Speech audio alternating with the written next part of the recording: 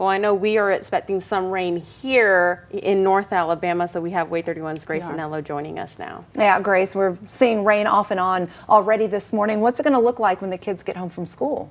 Yeah, well, it will be a little bit drier at that point, Marie. So at the moment, the Wave 31 Storm Tracker early warning radar network is definitely picking up on some rain, not seeing too much by way of storms. We're mostly just looking at rain in the area. Now, a lot of what we're focusing on is areas west of the I-65 corridor and in our southern counties. We're going to get more to that in just a little bit, but expect heavy downpours, expect ponding on roads. Thankfully, nothing like what we just saw in Texas, but still we could have some localized ponding. Now, also in some of our eastern counties, pushing into Cherokee County, pushing into Georgia, we do have some rain in that region as well. Now, what's really staying with all of us today, and that's going to stay with us unfortunately through the rest of the afternoon and evening, is this cloud cover. So we're seeing two things here, a low-hanging stratus deck, which we often talk about as overcast skies and kind of gloomy, but we're also seeing those cumulonimbus clouds, which are those rain clouds for us. So definitely not going to be surprised if we see some more rain today, and neither should you. Now, most of us are looking okay even with that cloud cover. However, in Haleyville, where we're seeing that stronger rain,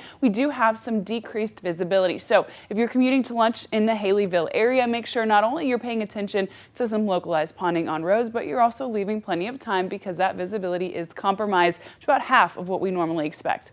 All right, now as we head through the rest of this afternoon, we will have those rain chances stay with us, but they won't be quite as strong as they were earlier this morning. By the time we get to 2 p.m., that temperature rises to the low 80s. That is our high temperature for today. We will be feeling warmer than this thanks to that humidity. So I'm going to give you a B on the report card between the humidity, the scattered on and off showers, and that temperature being, well, lower, but still quite warm. We're going to get a B on our report card.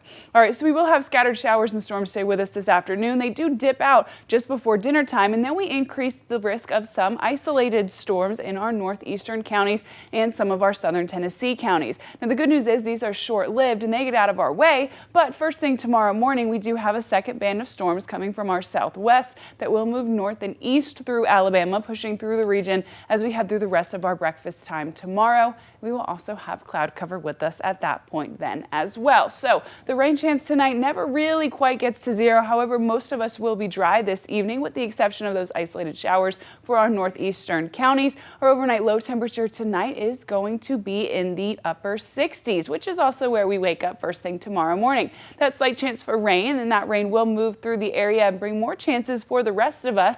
This brings our high temperature to the upper 80s. All right, now let's talk about our friends to the west. We're seeing a lot of rain in their area. Now, as we push into this early overnight tonight into early tomorrow morning, we will see that rain push into Mississippi and start to come in Alabama. So this is where that line that we just talked about is going to come from and where it could wake up in the morning. Many of us will just see rain.